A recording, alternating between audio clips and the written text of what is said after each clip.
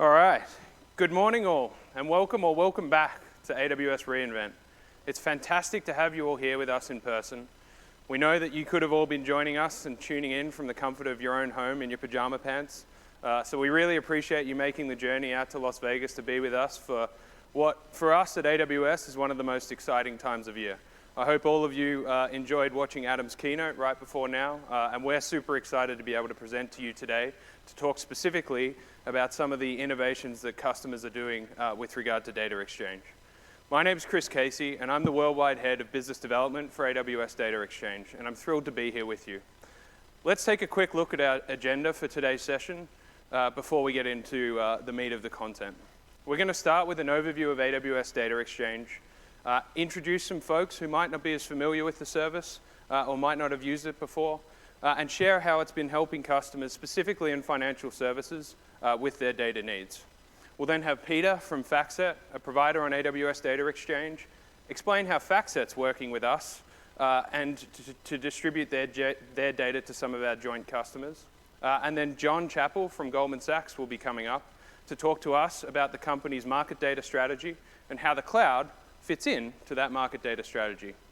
We'll also include some demos throughout today's presentation and tell you how to get started.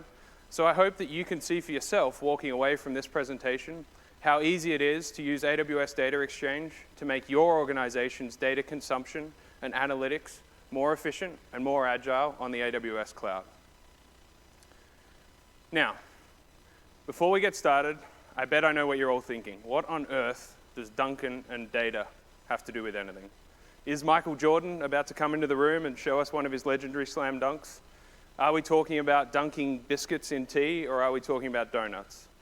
Well, before we get too excited, unfortunately, John, Peter, and I were just on the phone with Michael Jordan. He's not coming in here today to show us a dunk, but we do have something else for you.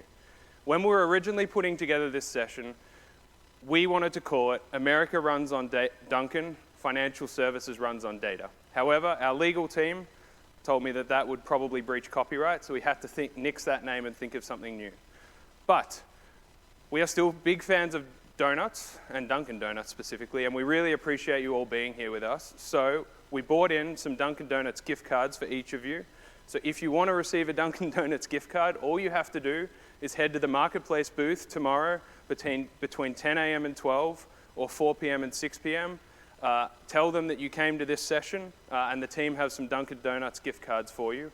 I'm sure they'll probably all come in handy Friday morning after the wrap-up party for anyone who might need a coffee and a donut fix there. So make sure you head to the Marketplace booth in the Expo Hall. It's impossible to miss. It's right in front of you when you walk into that Expo Hall, and we've got some Dunkin' Donuts gift cards for you. Again, between 10 and 12 tomorrow and 4 and 6 p.m. tomorrow. All right, getting back to our main agenda and talking a little bit more to you about AWS Data Exchange specifically. Can I just get a show of hands of anyone who's familiar with the service or who has specifically used it before so far? A few of you? Okay, cool. Trying to get everyone moving a little bit this morning. If you haven't used Data Exchange before, how many of you, raise your hands, use third-party data in some of your workflows? Awesome. Okay. Sounds like we've got the right audience here for today's session. And it sounds like most of you will be pretty familiar with some of the nuances of third-party data and how it's exchanged today, and specifically how we might be able to help you improve some of your workloads on the AWS cloud. So let's go back in time a little bit, and I'll give you a bit of history about AWS Data Exchange. So we launched AWS Data Exchange 2 years ago, just before our last trip to Las Vegas, actually, in 2019. And we launched the service because we believed that it should be as easy to exchange data on the cloud as it is to shop online today. And with more and more data being processed and stored on the cloud, it just made sense for AWS to build a managed service to help build a bridge between data subscribers, those who consume a lot of data, and data providers, those whose core business or one of their fundamental business units is actually providing data out to other third parties. Today, customers tell us AWS Data Exchange is the most comprehensive service for their third-party data needs, not only in terms of selection, but also in terms of delivery types. And I'm going to talk to you a little bit more about those today. Today, you can easily find, subscribe to, and use third-party data in the cloud from more than 200 unique data providers on AWS Data Exchange across 3,000 unique data products. Like the rest of AWS, security is our #1 priority. And all of the data on AWS Data Exchange is encrypted at rest and in transit. AWS Data Exchange makes it super easy for providers and subscribers to manage all of their data subscriptions in one place. Subscribers can automatically consume new data as it's published by their providers, including using our auto export feature, which enables you to specify different destinations in S3 for those updates from the data providers to automatically be pushed to the S3 buckets of your choice. In addition to that, as data is published by the providers, you can integrate that data into your data pipelines running on AWS. Both providers and subscribers can also migrate existing data licenses they have that might not be through cloud-native delivery technologies to AWS Data Exchange for no additional cost to either party. Providers have the ability to set access rules for each revision for their subscriptions, and they can send bespoke data products to individual subscribers through our private products feature if they wish. For data subscribers, all of your subscriptions are displayed on an easy-to-navigate console, and for data providers, we provide comprehensive reporting on all of the subscriptions to your data products via the AWS Marketplace reporting mechanisms. Finally, all fees for commercial data products show up on your AWS invoice. And that is consolidated with your software spend if you happen to use AWS Marketplace to purchase different software products.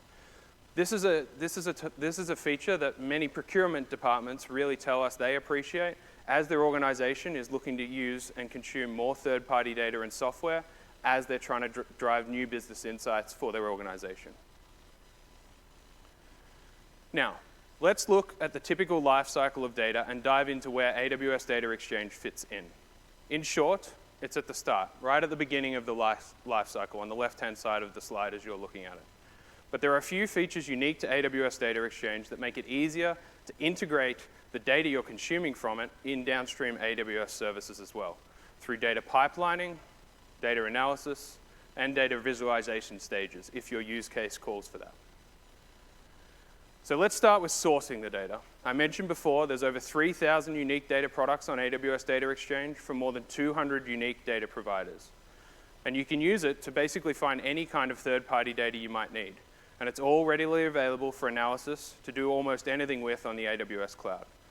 For those of you in financial services in particular, we have core financial services data that many of you might recognize in your daily workflows, including market data, news archives, compensation benchmarks, industry profiles, company sentiment data, as well as places of interest and visitation data, as well as aggregated demographics data, just to name a few.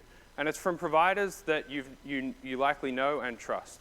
Some examples include FactSet, who we have with us today, as well as Barchart and Tradition Data, insurance intelligence from companies like Verisk, and company data from providers like ADP and Dun & Bradstreet.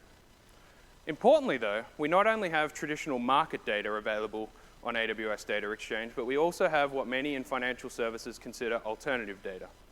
For example, we have ESG and sustainability data from companies like Amity Analytics, who provide ESG news sentiment data. We also have Arabesque, who offer sustainability performance metrics on more than 8,000 public companies. And finally, we have audience and venue data from companies like Foursquare, whose coverage includes 220 million unique consumers across 100 million unique devices and nearly 60 million commercial venues. So you can see that even in that example, there's pretty comprehensive coverage available for your data needs in terms of location and venue data. And we'll talk about some of the use cases for some of this data in just a little bit. Now, when we talk about data pipelines, we're really referring to a series of data processing steps that enable consistent and reliable movement of data from a source to its target. And it's usually broken down into 3 elements: the source, a processing step or steps, and then a destination. Data pipelines often include steps to filter, process, and transform data. And additionally, data generated in one source system or application may feed multiple data pipelines, but those pipelines may have multiple other pipelines or applications that are dependent on their outputs. So the efficiency of your data pipelines is therefore a critical consideration in any enterprise-wide system architecture planning or development. Now, we've already touched on sourcing a little bit when I went through some of the selection we have on AWS Data Exchange, but I have another exciting announcement that we believe is a game changer for customers in this aspect of the data lifecycle specifically. We've heard from a lot of customers that their use case for data might not be best suited to consuming data in flat file formats, which was the original delivery type on AWS Data Exchange, and that they wanted to be able to access data one API call at a time, and importantly, be able to consistently govern those API calls in the same way that they govern their AWS APIs. That's why we're really excited to introduce AWS Data Exchange for APIs, which was launched yesterday for those of you that were watching the partner keynote. I personally am super excited about this feature because of how magical this can be for customer use cases. AWS Data Exchange for APIs allows providers to bring their APIs wherever they're deployed to AWS Data Exchange, where their customers can then subscribe to it and start calling them using supported AWS-generated SDKs, and they still get the governance they've come to expect from any AWS API through using services like IAM and CloudTrail. This launch removes the needs for customers to do bespoke API integrations with each of their vendors they work with, because they can now call third-party APIs in the same way they call any other AWS service, and continue to power their applications, analytics, and machine learning capabilities with more data from more vendors in more formats. Now, I just touched on a machine learning workflow now, and what I'd like to do is come back to the next step in our data lifecycle, which is data analytics. And this is really where you're going to get to the heart of the specific problem you're trying to solve. So let's just say that the business problem you're trying to solve cannot be solved by hard-coded rules or filters. There might be many hundreds or thousands of different permutations that will get you to the outcome you're looking for. This is likely a machine learning problem. Now, most machine learning problems fall into two categories. One is unsupervised machine learning, which aims to learn patterns from data which is not labeled, or supervised machine learning, which tries to map an input to an output based on patterns from the data and based on input-output pairs you've specified. Now, if you don't have enough data related to your business problem, and you think you need to increase the breadth of data that you might be able to include in your analysis, that's where you should see if you can find additional data from third parties via AWS Data Exchange that might be able to help supplement any of the gaps. Now you have the data you need, though, you need to label that data. And labeling the data is really, really important because for supervised machine learning tasks, they need data alongside with the labels so that the machine learning algorithm can start to learn patterns and form label associations. If the data is not labeled and you don't have capacity to do it yourself, you can actually use SageMaker Ground Truth to help you with the data labeling. Now, one of the most important steps in machine learning, though, is the next phase, which is called feature engineering. And that's a step where you identify and create multiple features. Sorry, there was a little bit of lag there. That's a step where you create multiple features and then use the most powerful features to actually train your ML model. If you're new and want to quickly solve a problem, there's also auto ML algorithms that you can choose to use to help quickly train things like regression and classification models. Once you have your model trained and you've done your feature engineering, you need to assess whether the model is satisfactory to meeting your needs and generating the insightful results you were hoping it was. If it is, you can put it into production, or you actually have the option to list it on the AWS Marketplace if you think your machine learning model has some utility for others that they could subscribe to and use. If you need to tune it further, though, and you might have to go back and identify additional data sets, additional labels, or features, you can do so. In short, what I hope you're understanding from this diagram is that the machine learning workload can be complex, but it doesn't have to be any more complex if you want to integrate third-party data into those workflows, because that continuous cycle can not only use data exchange at the source when you're trying to identify new data sets that you might need initially for your analysis, but as you're training your model and improving your machine learning model, it's easy to feed in new third-party data sets into that workflow. Now that we've geeked out a little bit on machine learning workflows, because who doesn't love that, let's come back to our life cycle and the last but definitely not the least part of our journey, which for some use cases is data visualization. Data visualization very often requires steps to extract, transform, and then load the data before it makes its way into a data lake to be visualized. And while customers told us AWS Data Exchange's existing file-based capabilities when we launched were great for certain use cases where they needed entire data sets to analyze, they also told us they wanted the ability to quickly only query the data they needed without having to ETL the files every time their data provider gave them an update to their data. And this feedback led us to building AWS Data Exchange for Amazon Redshift, which is now in preview and will become generally available soon. This capability brings AWS Data Exchange and Amazon Redshift together in a very simple way that allows customers to easily find, subscribe to, and then immediately query data from data providers in Amazon Redshift without having to set up any ETL and with minimal data pipelining. This capability allows you to use the data in place, taking a copy of it only if your use case calls for it, and most importantly, you know that you're always using the latest data from the data provider since you're operating on the same copy that they actually publish into. In addition, on November 23rd, we also announced a preview of cross-region data sharing for those customers on Redshift's RA3 node types. And that allows them to unlock these benefits across AWS regions, whereas previously, the data subscriber and the data provider would have had to have all of this set up in the AWS region where the subscriber wants to run the queries for the data. Data providers who already use Amazon Redshift love this feature because they don't have to move their data or, importantly, manage their contracts or entitlements anymore. And when someone subscribes to a Redshift data share, AWS Data Exchange automatically grants an entitlement for the length of the contract that was agreed to between the data provider and the subscriber, and then automatically revokes access when that subscription ends. One last thing on data visualization, once you have all your data ready to analyze, without the hassle of needing to ETL the data each time, you can use Amazon QuickSight, a super fast engine that delivers interactive dashboards to filter and drill down and zoom to deliver you meaningful insights to your data. Let me show you exactly what I mean with a demo from one of my colleagues, Jared Cowburn, who's looked at some supply chain data from our partners at FactSet, specifically focused on semiconductor manufacturers. Hi everyone. Let me show you how you can subscribe to Turn the volume up. through the AWS Data Exchange section of the AWS Management Console.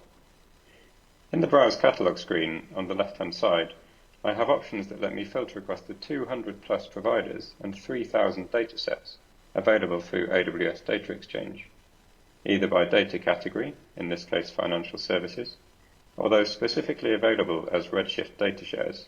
For this demo, I'll use the free text search to find a FactSet supply chain dataset. The results are instantly filtered, and I can click through to the one that I'm interested in. On the detail page, I can see information about the dataset, such as public or private offers, an overview of usage information and support information, and I can click Continue to subscribe. On the subscription page, I can see the terms and auto-renewal choices, and if I want to use the data, I need to enter some basic information about myself.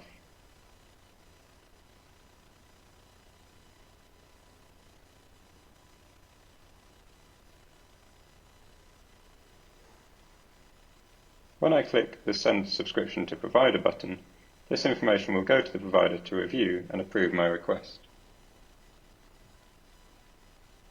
Once I receive an email advising me that my subscription has been approved, I can click back to the AWS Data Exchange console and find it via the menu on the left under My Subscription. This shows the full list of data that I'm currently entitled to through AWS Data Exchange. For the purposes of this demo, I'll browse back to the FactSet supply chain relationship data. Here, the Data Exchange console provides me a handy deep link through to the Amazon Redshift console, so I don't have to navigate through Redshift myself to find the data share. On the Redshift console, I can see further information around the data share, and can I connect to my local Redshift cluster for access to view objects within the data share. It's important to note that all actual data is accessed directly from the source shared by FactSet.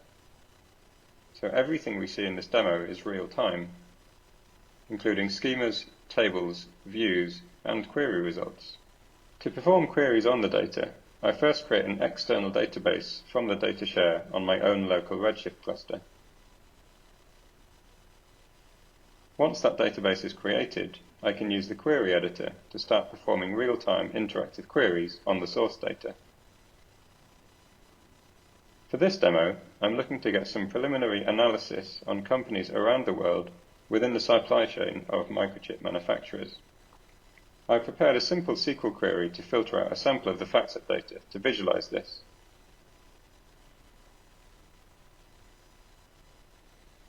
I'll click Connect to Database to reconnect to my own local Redshift cluster, which will be used to process my query directly on the FactSet source data.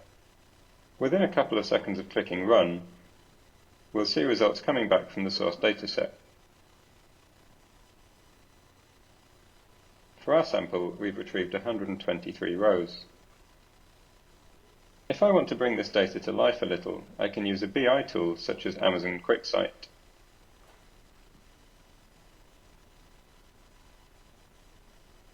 Within QuickSight, I browse to Datasets and click New Dataset. QuickSight has native integration with Redshift, so I can reference my cluster directly.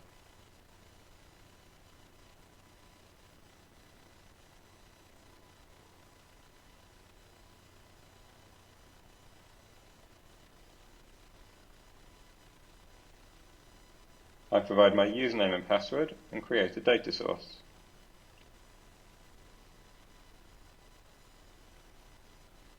I want to visualize specific data that I'm interested in, so I'll provide the same SQL query I demonstrated within the Redshift console and click Confirm Query. Of course, this is a small sample of the FactSet data focused on supply chain for a couple of microchip manufacturers for the purposes of this demo. It's entirely possible to leverage the full dataset for complex relationship mapping and analysis. QuickSight will connect through Redshift to the data source from FactSet, and when I click Visualize, I'll be able to start graphing that dataset.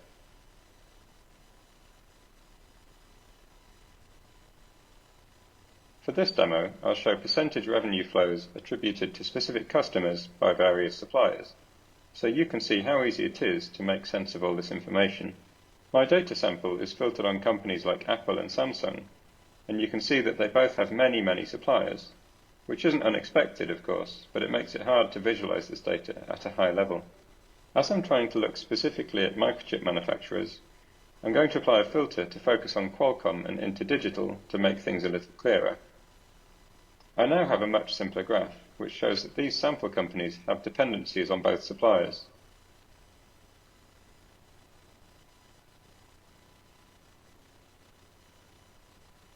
For example, we can see that InterDigital attributes 31% of their revenues to Apple, 15% of their revenues to Huawei, and 22% of their revenues to Samsung.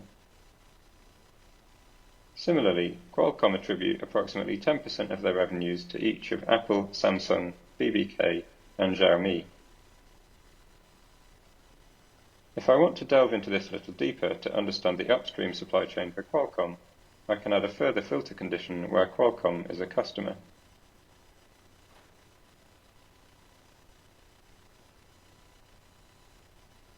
If I remove InterDigital as one of the suppliers, I now have a simple chart which shows a supply chain link involving the suppliers listed on the right-hand side, Qualcomm and Apple.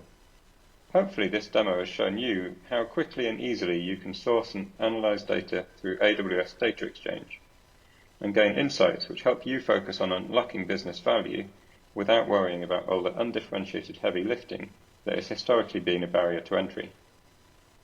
And now, back to Chris. Thanks, everyone. Thanks, Gerard. Super insightful and relevant for today's supply chain issues. The insights there on a company like Qualcomm are probably not surprising for those of you that follow the industry closely, but it's great to see the art of the possible using FactSet's data to actually be able to quantify some of those intrinsic links between some of these organizations. To wrap things up from my side in terms of some of the other types of data that financial services companies are using from AWS Data Exchange as building blocks for insights for their organization to make smarter decisions. I just wanted to give you 3 snippets of sectors of data where we've certainly seen some pretty significant customer demand. The first one is environmental, social, and governance data. And in this example, a company called Neurovesk, who works with asset managers to implement dynamic ESG-based investment strategies driven by predictions on alternative data, are consuming Arabesque's data via AWS Data Exchange and using it to provide asset managers with differentiated ESG model-based portfolios to generate alpha for their customers based on ESG benchmarks. We've also seen growing interest in financial services in alternative data types, which I touched on before. So things like supply chain, which Gerard just touched on, as well as location and real estate content. When a hedge fund in Europe reached out and they wanted to ensure they were doing everything they can to maximize their clients' returns, they used data sets from a number of alternative data sources to identify growth opportunities. Now, there's only so much I can say without revealing their secret source, but in this example, the company used foot traffic data, point of interest data, and consumer transaction data from a provider called Factious in their quantitative analysis.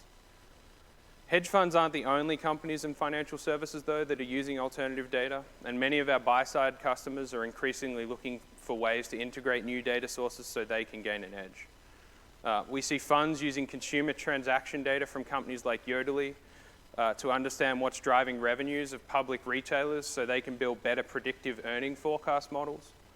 A leading global investment bank is using mobile location data from Foursquare to inform their research around how foot traffic is driving economic activity in certain geographic areas of interest for them. And a bank in Asia just added weather and mobile app usage statistics along with their traditional market data for various asset classes from providers like Tradition Data for their commodities business, TradeWeb for fixed income, and derivatives markets, as well as BondClick. So you can see financial companies all around the world are using more data and more types of data to be the best at what they do. And that's it from me for the moment, because no one knows what customers do with data than the people behind the data itself. And FactSet is helping its customers make informed decisions and workflow solutions across the portfolio lifecycle. I'm super excited to welcome Peter Dorsey, who's the VP of Cloud Strategy, Content and Technology Solutions at FactSet, to the stage. Please give him a warm welcome.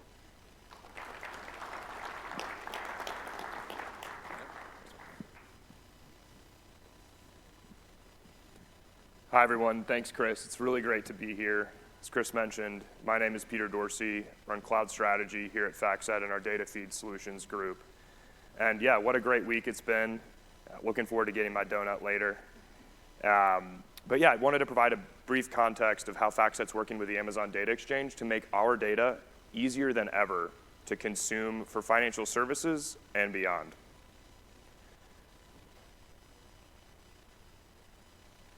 So first, just a little bit about FactSet to provide you with some context. FactSet is an industry-leading provider of content, analytics, technology, and solutions for the financial services industry. We've been doing this for over 40 years. We solve for workflows across all types of financial services clients. The largest investment banks, the smallest hedge funds, asset owners, asset managers, fintech, you name it, we're involved, and we have been for 4 decades, solving the most complex challenges with our data and analytics. As you can see on the slide here, we have a ton of data assets to our name. FactSet has over 35 proprietary content sets that we own, collect, QA, and deliver to the industry. Everything from core market data like prices, fundamentals, estimates, to some of the more premium and alternative data sets that Chris touched on, like supply chain, shipping, ESG, and XML transcripts for sentiment analysis. Now, all this data services a variety of workflows, everything from quant data science to portfolio management and trading, application development, you name it, we're there and we're solving our clients' challenges. But what separates FactSet from the industry at large is not just the quantity and quality of the data that we offer. It's really how we've worked tirelessly to make that data as easy as possible to consume. And that's why we're super excited to partner with the Amazon Data Exchange. We see them as the next step in our long history of doing this. And just to go to the next slide, the way we visualize this over the years is the thesis that you see in the title here. Operational alpha leads to investment alpha for our clients. This is really important. That is to say, if we can make it as simple as possible for our clients to gain access to all of the valuable data that we've got, they'll be able to spend more time on value-add analytics and less time on data processing, data management, and other tasks associated with getting data ready for action. Now, as I mentioned, this has been a focus since day one. You can see from the slide here, we've been at it a while. At our roots, we were a bike delivery company of data. We started in Manhattan back in the 70s. My parents were headed off to college. Our founders were working with a mainframe computer to aggregate hundreds of different data sets in one location, handling complicated facets of the data management process like corporate actions, symbology, and all of the things that come with getting different disparate data sources into one place. That led to the development of a world-class data model that serves us today. And if you think about operational alpha, one of the things that our clients want to do is bring different data sets together, combine our supply chain data with our prices data, our fundamentals data with ESG. That's super seamless with FactSet, and it allows them to spend more time, again, on that analytics and less time on the data wrangling. Now, bike delivery of data is a little bit outdated. The data model itself has grown and evolved over time. And as trends have continued throughout the past 4 decades, we've not only been collecting our own content, but we've also been pushing that content out in a variety of unique ways associated with technology trends of the day, rise of the personal computer, mobile, web applications, and most importantly today for our clients, the proliferation of data on the public cloud and the desire to move data operations from, say, a GUI associated with one of our terminal products to a database or cloud-hosted database on the client's end. So today we've got an industry-leading data model. We've got a robust means of delivering data, but we haven't stopped innovating. We've been looking for partners that will help us continue to reach that next level of operational alpha for our clients. And that's why I'm extremely excited to announce that as of this morning, and a press release came out, you might have already seen some news that all FactSet's 35 data sets are available on the AWS Data Exchange via an integration with Redshift. This is huge news, as you can see from the slide, and thinking about the operational alpha, that across the entire discover, license, and use lifecycle of data discovery for our clients, there's tons of operational benefits. So discover, FactSet data is available on the data exchange alongside hundreds of third-party data sets, as Chris alluded to earlier. That means rather than you as the data consumer going to the far corners of the web to find the different data sets you need to solve business challenges, you're able to do so in one place. This is super exciting. Chris also mentioned some of the innovative ways that AWS is taking advantage of their Amazon.com history to make licensing data much simpler than it has been in the past. And you saw that in the demo as well. The use side is what I'm really excited about.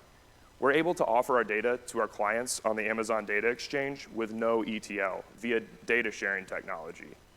This means that our clients no longer have to build and maintain pipelines from FactSet to their AWS ecosystem, and it's available with a flip of a metaphorical switch.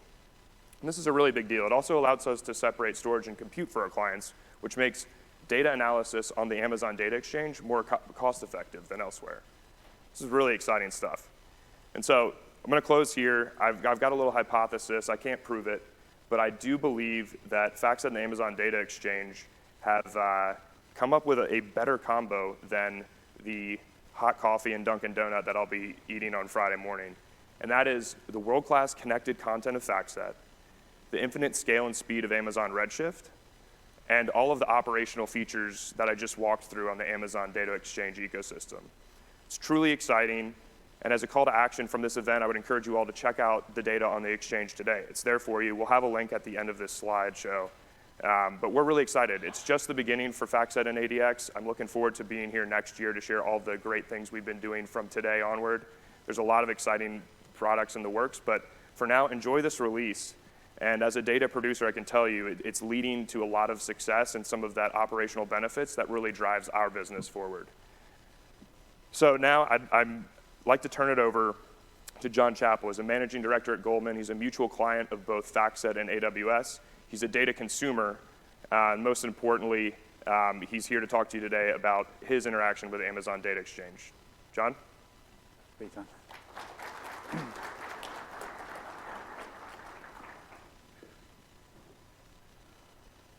Okay, I'll confirm that I won't be eating the Dunkin' Donuts tomorrow. I'm still grappling with my lockdown weight additions. So John Chappell, I work in our core data engineering team within Goldman Sachs and focusing on vendor data acquisition. So we're going to cover four things here. So firstly, why do we care about cloud data exchanges? How financial services organizations typically source vendor data today. What's our goal and how will Amazon's data exchange help us reach that? And then finally, we're going to do a pre-recorded demo with Abhishek, who's in the front row down here, did for us kindly last week. So for those of you that don't know, who is Goldman Sachs and what do we do? So the firm's mission is a global investment banking, securities and investment management firm, and we provide a wide range of financial services to a substantial and very diverse client base. Our clients include corporates, financial institutions, governments, and individuals. So Goldman Sachs commits people, capital, and ideas to help our clients and shareholders and the community we serve grow. So engineering at Goldman. So engineering is 10,000 engineers at Goldman, which makes up over a quarter of the firm's population. We're responsible for over 1.5 billion lines of code, and we continue to support the firm with deploying innovative technologies that drive our business and our financial markets that we participate in. Core data engineering, which is the team I work in, we're a team of over 500 engineers. We're building data platforms, services, curating data models, and providing a data governance framework for all of the divisions in the firm. So, why do we care about data exchanges? So we're finding that the demand for financial market data is increasing exponentially. So every year we're seeing typically that demand doubles, and we're finding that the discoverability of vendor data is extremely opaque and analog today. So it largely requires business analysts to browse vendor websites, or we have pre-sales prospecting discussions with our vendor sales reps. There's no common standard around catalog meta models, and so it's exceptionally difficult to actually discover what data you want to purchase. The onboarding of vendor data sets typically requires us to write custom feed parsers for every single different disparate service that we use, even just for doing quick and dirty evaluations to just to try and measure the signal and the alpha that we can get from that data. We consider all of these tasks undifferentiated. It's just to get to the point where the data can then be used and actually generate the real alpha. So, even within Goldman, we have across our different divisions a pretty inconsistent approach. We'll be duplicating, loading, validating, transforming, and then governing that data. And quite often the same data from third parties, and that creates a huge amount of operational toil and consequently risk. So, our businesses and clients are becoming much more cloud native, and that's enabling companies to scale efficiently. And developers that work within those organizations and the folks that we hire expect a modern tooling environment to build applications, analyze data in a cloud native environment. So we're migrating our most compute-heavy applications from on-prem to being cloud from a runtime standpoint. And we see that our institutional clients are doing the same. So they expect, and we expect now, to have much more systematic access to third-party data. So to continue to support these growing businesses, we need to disrupt the current vendor data sourcing model and accelerate delivery and cost efficiency. So where are we today? The typical process that we use, there's this extended period for negotiating legal terms, usage rights, and that can be lengthy, but is a crucial element in the overall life cycle to ensure that your license actually fits your use case. We build a custom pipeline, we'll extract, load, validate, and we'll possibly do that several times, like I said before, in terms of duplicated effort. We'll overlay a proprietary entitlement system to ensure that access to our data store for that content is appropriate for the licensing that we've agreed with a third party. We'll typically be providing usage metering and reporting that back to the vendor, and also being retained from an audit standpoint. The vendor will then generate an invoice, and that needs to be reconciled against an inventory that we'll hold of contracts and billing terms and so forth. And to give you a sense of scale, we're dealing with over 10,000 invoices from just financial vendor data providers per year. So there's a huge amount of operational toil in that. So then, your data acquisition tasks that are creating toil. So we're really focusing on the foundational elements of this. We're not getting into the more differentiated modeling and analytics that we will be providing on top of the data. We're very much focusing on foundational points. Like I said before, we don't view this as differentiating at all. It's largely commoditized, and we think pretty much everybody across the industry will be doing similar to what we are. So samples aren't really readily available. So once you've been able to actually agree with your provider to actually source data, you typically will have to go through that feed parsing and a relatively front-loaded cost to even actually be able to access the data before you can analyze whether or not you've got some signal from it.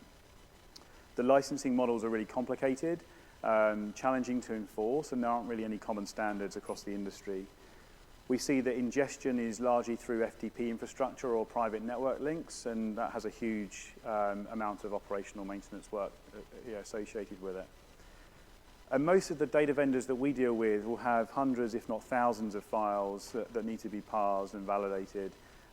Schedules can be crucial in terms of timing for how you load that data, and we quite often will see delays, and so there's a huge amount of inefficiency in terms of polling endpoints and so forth. And we see things like data dictionaries are largely PDF-based and very inconsistent. And so being able to do things like reassemble historical data for time series analysis can be extremely challenging when you're dealing with things like format changes over time. So what's our goal? We're working with Amazon's Data Exchange to streamline and migrate our third-party data sourcing for financial data, to be able to easily discover, subscribe, and use that third-party financial data within the cloud, so we can spend much more time focusing on those differentiated tasks that we aren't getting to necessarily today. So we're finding now, much more so than 12 months ago, that actually, how the vendor is delivering that data is as much of a decision point for us in terms of who we choose to partner with, as things like cost or data quality, which historically have been much higher factors that we would consider. We're partnering with over 400 vendors, which equates to around 3,000 data services. We very much want to bring those vendors along for this journey, and we want to partner for mutual benefit. So the important factors for us are discoverability. We want to discover data through APIs. We want the ability to retain our bilateral licensing that we have with our vendors, but we also want to be able to overlay things like digital rights so that you can express the terms of a contract in a machine-readable form. We want to be able to source data through Amazon's Data Exchange, and we really reduce that friction and simplify the operational maintenance that we're dealing with. And we want to free up our engineers to do that differentiated work that we know our businesses and our clients really demand. So everything you've heard from me is the current experience around foundational data management. You would have heard in the keynote this morning that we're announcing here at reInvent that we're partnering with Amazon for the launch of the Goldman Sachs Financial Cloud for data. And that really expands on what we're talking about here and goes into much more around the data storage, the modeling, and then being able to do your analytics. So if you want to learn more about that, we've got a booth at 5:40 in the expo floor. We have a session this afternoon called Reinventing Financial Data Analysis, and that's at 2:45. We're taking over the FSI Lounge this afternoon at 3:45. And then we also have a session tomorrow on transformed digital supply chain and procurement with AWS Marketplace, and that's at 8:30. So finally, I'm going to leave you with Abhishek. Give a quick shout out to Abhishek for doing the demo. So we'll play. This is just going to show you how easy it is to go from that high toil, very manual process around being able to consume vendor data to doing that through Amazon's Data Exchange, and we've used some FactSet data to do that example. Hi, everyone. Let us now take a look at how Goldman Sachs is using AWS Data Exchange to consume a particular vendor data set. Right now, we are looking at the console landing page of AWS Data Exchange. Let's take a look at different providers listings. So On this page, we can take a look at what providers, listings Goldman Sachs is subscribing to. So if we click on subscriptions, so out of all these, let's take an interesting one. Let's look at FactSet company's fundamentals data that we receive from FactSet. So the way it works is for every data set, we get different revisions of the data. Revision is just an immutable state of truth. Every revision has a distinct revision ID, and it has a bunch of assets in it. Assets is nothing but just a file type. So here it's a CSV asset. Let's take a look at our full-fledged architecture diagram, how we consume this data and kind of propagate it to our stores. At the very left, AWS Data Exchange S3 bucket where producer is producing the data. We have attached a CloudWatch event rule to it. Anytime a new revision comes in, we generate an event and it gets pushed to a FIFO SQS queue. And eventually we call the step function, which is an orchestration of a bunch of lambdas, which are calling the export APIs to export that data to Goldman Sachs S3 bucket, and eventually a glue job, which will read data from the S3 bucket and push it to our cloud store. Let's take a look at this in action. So let's go to the CloudWatch Event Bridge console page. This is the resource. We are looking at the target of that, which is an FactSet fundamental inbound SQS FIFO queue. And let's look at the visual representation of what we are doing in that step function. So at the very first step is export revision S3 lambda. The input to that is a dataset ID and a revision ID. And we call the ADX export API. We have a poller lambda, which is going to poll the status of that. We have the job run ID that we are polling on. As soon as that goes to success, at this point, the data has reached our S3 bucket. Let's take a look at what's in our S3 bucket. So this is the dataset ID and revision ID, and this is the particular asset that we have pushed on our S3 bucket. Then our glue job is going to read data from that location. And this is the output of the glue job. It's giving us a status and a job run ID. We have a different poller lambda, which is going to poll. And as soon as that poller lambda gets a status of succeeding, we get a start time, end time, and the exit time. Let's take a look at what the glue job output was. So we have produced this particular data frame that has been pushed to our cloud store. If we take a look at our architecture diagram, one thing I really like about this whole pipeline is that at the very onset, we don't have to write any SFTP-based pollers, etc. It's a pretty much an event-triggered pipeline. So once a new revision comes in, the whole pipeline gets triggered and the data just flows. All we have to do is manage the success of our step function. Okay, so we have pushed this data into Goldman Sachs Cloud Store. One might ask, how do we get some insights out of this data? What we're showing you is Goldman Sachs Legend platform. It's a data modeling platform built by Goldman Sachs. It's also open source, so you can totally check it out on the internet, on Finos website. So let's take a look at one class that we have created here, which is for the model that we were looking at, the company fundamental data. We also have an attached query tool along with it. It's called Legend Query, which allows us to slice and dice this data. In the center, you can project a bunch of attributes from those data models.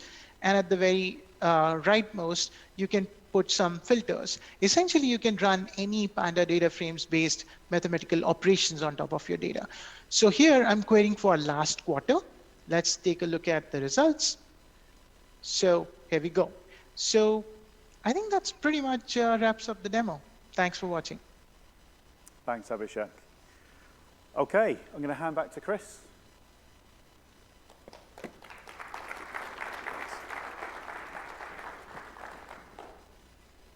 John. That was great. Thank you, Abhishek, for putting together the demo. That was awesome to see. All right, now as we draw this breakout session to a close, I'd like to reiterate some of the key takeaways from this presentation for you. Now that you know how to get the data you need, and you have clear business goals, the possibilities are endless, right? Let's just take a minute and a short break and have some fun here. Who knows who that dog is? Anyone? Anyone in the audience? Yeah, over there? That is Rufus. Well done. I'm going to ask you after the session how you know that's Rufus. But yes, That is Rufus. In the early days of Amazon.com, for those of you who don't know who Rufus is, a husband and wife team brought him into the office every single day, and he actually became so much of an integral part of the team that his paw was used to launch some of the early pages and most significant pages on Amazon.com. So he was the one that was actually launching a lot of the features. Rufus has been so impactful at Amazon that he was actually the dog that led to us asking for all of our building contracts to have the rights for our employees to bring dogs to work. And he also showed up on any of our 404 pages. If you experience any of the Amazon.com 404 pages today, you'll see more photos of dogs, and that's actually some of our employees' dogs around the world that are featured on those pages. Just so you know how barkingly crazy we are, pun intended there, how many dogs do you think come to work at Amazon in Seattle every single day, on average? Anyone have a guess? I heard 10,000. It's a little bit under that. It's actually 7,000. There's 7,000 dogs that are registered to come to work every day at Amazon.com just in Seattle alone.